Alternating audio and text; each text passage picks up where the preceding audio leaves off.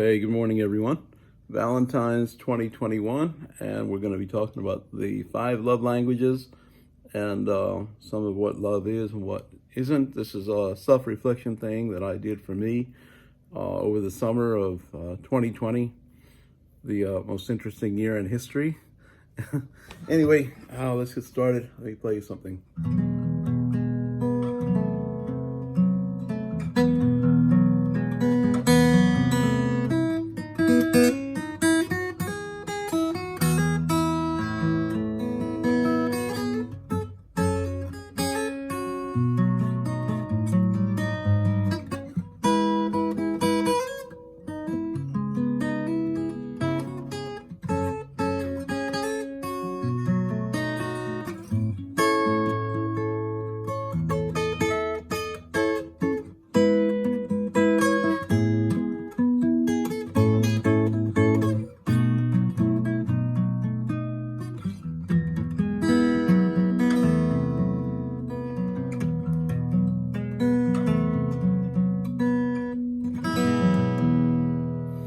Okay.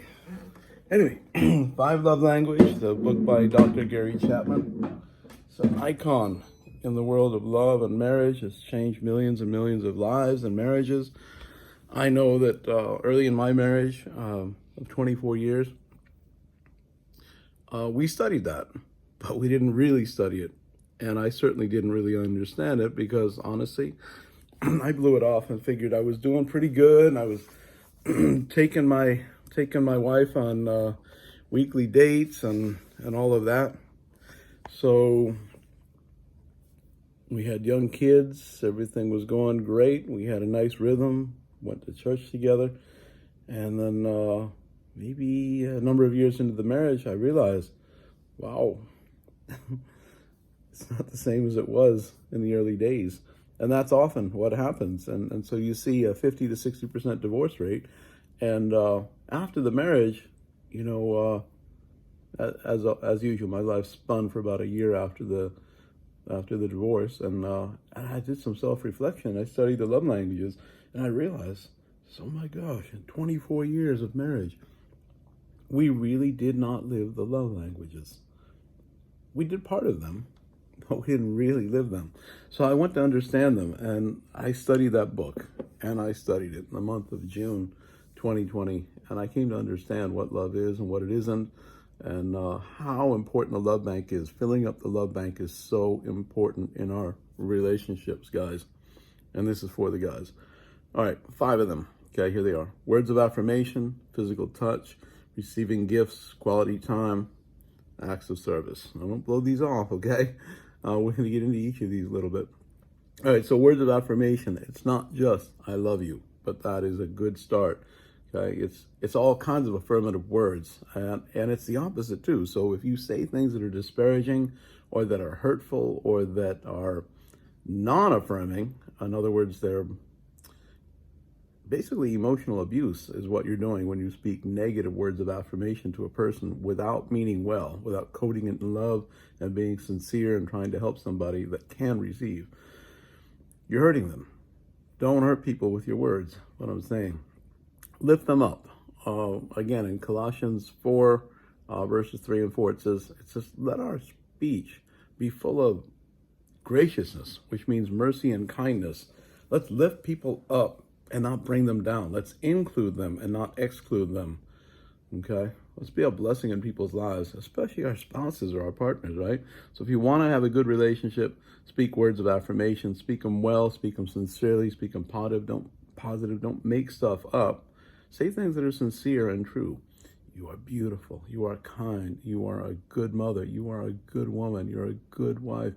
You know, I love the way you handled that. That was amazing. You're amazing with these clients. Your work is so impressive. And say things that you mean, you know, with genuineness and sincerity. Second, physical touch. Guys, I know where your mind runs to right away. It runs right to intimacy and right to sex. But what if I told you that the physical touch that is sometimes more important is not?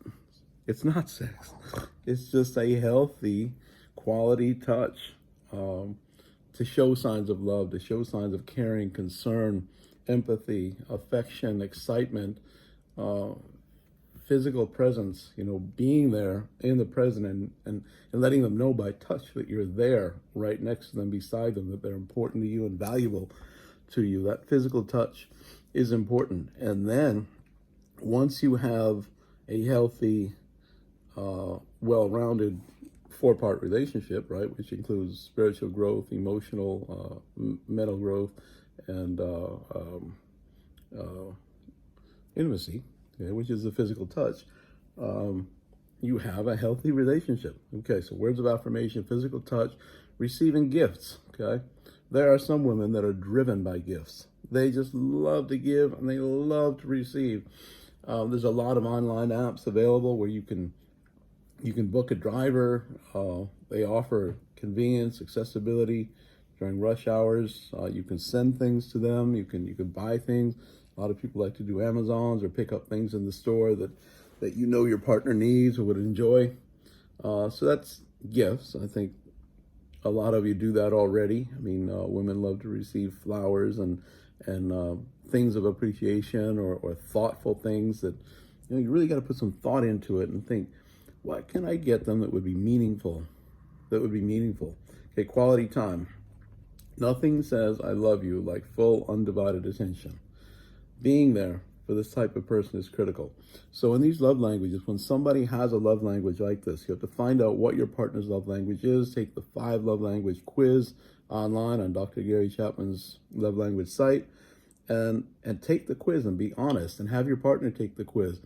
5lovelanguages.com, take the quiz. I'm not selling a book here. I just think this is really good stuff and crucial to develop our relationships, which is what love is about. And we are in Valentine's week, right? And St. Valentine's, if you know who he is, he would marry the Roman soldiers as a rebel, because you're not supposed to marry Roman soldiers. They're supposed to stay full of energy and pure and not get distracted by love. He would marry him against the law, and eventually got crucified for it and became a saint. And now he's St. Valentine's, and we celebrate this pagan holiday and give each other candy and chocolates and flowers and think it means love. It doesn't. What means love is behaving in a way that is loving, putting love on in the things that are in Colossians 3 in Scripture, and the things we talked about in the other love video. If you look up my YouTube channel, you'll see the other love video on Boaz. I mean, look at the qualities of Boaz. He covered, he redeemed, he protected, he provided, he guarded, he governed, he gave. The first thing that we learn about love is when God loves, so he loves so loved the world that he gave. So the first thing he did is he gave. Second thing he did is he's concerned for us. He covers us. He cares for us. He protects us. So love protects, love cares, love guards, love gives. Okay, so acts of gifts, quality time. Last one, acts of service. The words that he or she most wants to hear. Let me do that for you. Let me take care of that. I'll take the garbage out. Dishes are done. Dinner's on the table. But if you do the opposite and you don't want to help around the house, and you think that she's your maid, she's the person that ought to, take care of the house, I mean, that's just wrong thinking. To me, I always loved to do the dishes and get my hands dirty, and couldn't cook like her, but I love to chop and help out. And a lot of guys do. But I've heard about very controlling, dominating men that expect a certain way. And when you grow up a certain way, you expect a certain way. So you have this maladaptive idea of what a man or a husband should or shouldn't do. And we all have that from our childhood. We have childhood traumas that we carry, if they're not healed, into our relationships. And those affect our marriage and our relationships. And those have to get healed, not only by therapy, but by God. Only God can fill in the holes. Psalm 130 says that, thank God you don't remember a whole list of wrongs, because if you did, no one would make it. But that's why I worship you. And in Psalm 18, verses 20 through 24, Psalm 18, verses 20 to 24, I love that, because it says, when we lay the broken pieces of our lives at his feet, he is faithful to begin to put us back together. But it only happens when we begin to let go of all the broken pieces of our life and realize that without him, without wholeness in God, that we are broken. And so we want to come to our partners whole and healed, understanding the love languages, understanding Colossians chapter 3, understanding 1 Corinthians 13, and actually being able to be all of that without being negative.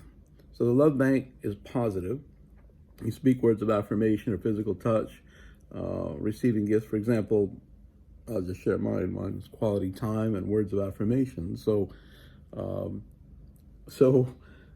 if I'm going to have a partner and they're going to reach into my heart, they're going to be after God first, and they're going to be speaking words of affirmation, and we'll be able to have quality time, hopefully. So for others, it's physical touch, receiving gifts, or acts of service, okay? When I was married, it was gifts and acts of service. So when I vacuumed the floor, when I did the dishes, when I took the trash out without being told, she thought that meant I loved her. And it's not something I ever understood, but we have to speak the love language of our partner. We have to forwardly speak that language. It's like speaking a foreign language. If your partner speaks Spanish or Dutch, you better learn some Dutch and some Spanish if you want to reach into their heart, right? Understand they might speak English. I understand, sometimes you'll communicate the one that's easier.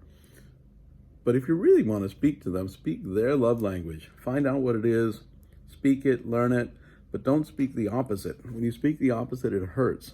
Okay? Don't take quality time away from them. Don't deprive each other of yourself, of quality touch. Don't ignore receiving gifts, acts of service. So everybody has two primary love languages. You've got to find what they are, but put on love. Faith, hope, and love. The greatest of these is love. Make love your aim. 1 Corinthians 13 at the end of the chapter. So emulate the things that Boaz did: to guard, govern, guide, protect, redeem, cover, to bless others. Love blesses others. It lifts them up. It doesn't hurt them. It doesn't put them down. It isn't negative. And there's so many negative things that people do in marriage and relationships that are self-destructive.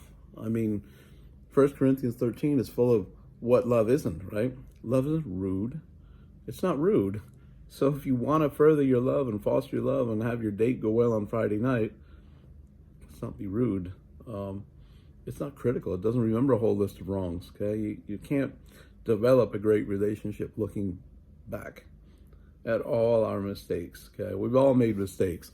There's got to be a level of love and trust and forgiveness, and that's got to be fostered and developed. That takes time. Okay, so there's a good overview of the love languages by Dr. Gary Chapman, the 5 love languages: words of affirmation, physical touch, receiving gifts, quality time, acts of service. The love bank goes up, okay? And it also goes down. So you want to have a positive love bank, a healthy love bank. Okay? You want to enjoy that relationship love. Okay? You want to do the things that lift your partner up. You want to be encouraging, helpful. You want to look out for them. You want to govern them, guide them, protect them, provide for them. Okay? We want to be like, let me see where it is. Oh, here it is. Here. Let me just put this in front of you here. We want to be like these guys. These guys are full of love. Okay, yeah, Labradors. Okay, call me crazy, but do they not spend quality time? Are they not playful and loving? They don't remember a list of wrongs. Okay, they always bring you nice gifts, right? Yeah. So anyway, I always say that love is be like a chocolate lab. Anyway, guys, God bless you. I'll see you on Friday night, beach bonfire. All the best. God bless you.